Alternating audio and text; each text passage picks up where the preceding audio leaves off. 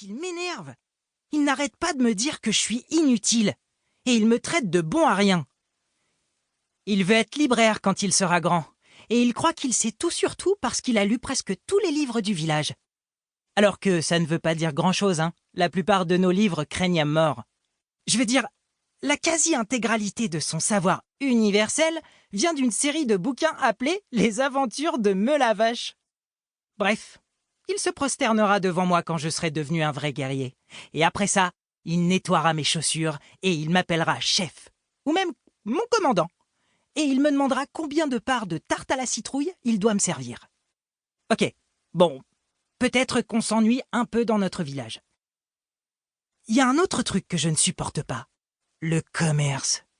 Par exemple, si vous avez envie de cookies, vous pensez peut-être qu'il suffit de se rendre au magasin, de jeter une poignée d'émeraudes sur le comptoir et ça y est, marché conclu.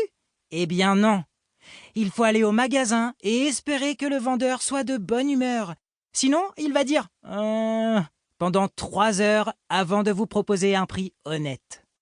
Et pendant tout ce temps, alors que votre estomac gargouille, vous vous demanderez s'il ne vaut pas mieux abandonner tout de suite et manger une patate moisie. Par exemple, j'ai dépensé 10 émeraudes pour ce journal. Une vraie arnaque. C'est ma mère qui me les avait données pour mes déjeuners de la semaine. Si elle savait que j'ai tout dépensé pour un journal. Et encore, ce libraire était sympa comparé au forgeron. Cet escroc m'a demandé 30 émeraudes contre une paire de bottes en cuir et elles n'étaient même pas neuves.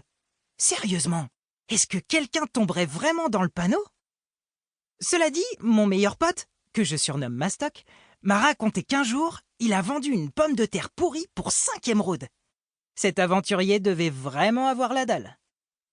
Par ici, il ne faut pas seulement se méfier des commerçants. Certains gamins du village sont vraiment insupportables. Surtout Max. Il raconte toujours des mensonges abracadabrants que certains enfants avalent quand même. En fait, il aime faire peur à tous les gens qu'il croise. L'autre jour, il nous racontait qu'il existe un monstre nommé le hurleur de caca. À ce qu'il paraît, un hurleur de caca est une sorte bien particulière de creeper. Les creepers sont évidemment verts, parce qu'ils sont faits de feuilles. Mais un hurleur de caca est brun, car il est fait de caca. Vous avez vraiment envie d'être très loin lorsqu'un de ces trucs explose. Lorsqu'ils attaquent, ils ne sifflent pas comme les autres creepers.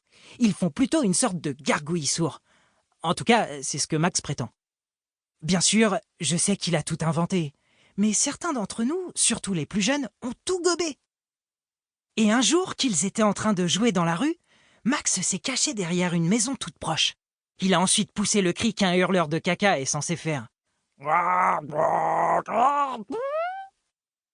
Certains enfants ont eu la trouille de leur vie. À ce qu'on m'a dit, ils n'osent plus s'approcher d'une salle de bain. Ils ne veulent pas tomber sur le hurleur de caca. Ouais, bienvenue dans mon monde. Des monstres qui rendent fous, des escrocs de libraires. Et Max. Vendredi. La nuit dernière, j'ai fait un rêve hallucinant. Des villageois avaient formé une armée et j'en faisais partie. Je fixais des Endermen droit dans les yeux. Je parais la flèche d'un squelette à main nue. Je fauchais des zombies comme un fermier récolte des betteraves. Et pour couronner le tout, j'ai envoyé un creeper dans le ciel avec un seul coup. Il a explosé à l'intérieur du soleil qui a brillé beaucoup plus fort et a multiplié les dommages infligés aux squelettes et aux zombies. Ouais, voilà le genre de héros que je veux être. Mais c'était juste un rêve. La réalité, c'est que je reprends l'école à partir de lundi et je viens d'avoir 12 ans. 12 ans.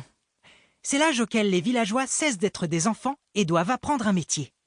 Beaucoup sont intéressés par des matières comme agriculture, crafting, architecture, mais combat est de loin ma matière préférée. J'aimerais même que notre école en propose plus du même genre. J'ai pas envie de devenir forgeron ou boucher, prêtre peut-être. Ou bien je peux fuguer et devenir un aventurier comme Steve. Mais je ne pourrai jamais fuguer. J'aime trop ma maman. Mon père est plutôt cool aussi. Évidemment, il veut que je sois fermier comme lui. Mais c'est dur la vie d'un fermier. Déjà, les gens peuvent se pointer et voler votre future récolte. C'est ce qui s'est passé aujourd'hui. Un type bizarre est venu au village et a... Pour continuer à écouter ce livre audio gratuitement, cliquez sur le lien dans la description et vous pourrez l'écouter en entier sans frais grâce à l'essai de 30 jours d'Audible.